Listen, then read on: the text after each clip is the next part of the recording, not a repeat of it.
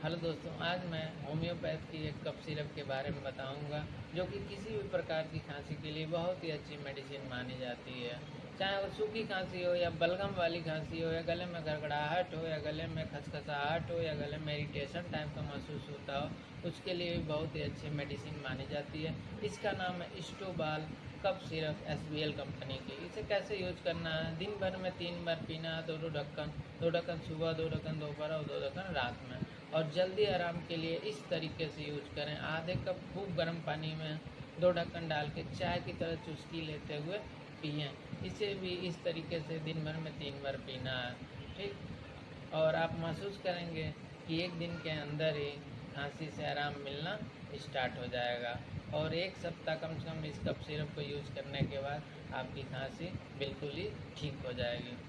आशा करता हूँ कि मेरी दी गई जानकारी आप लोगों को बहुत ही अच्छी लगी हो। प्लीज़ मेरे चैनल को लाइक करें, शेयर करें,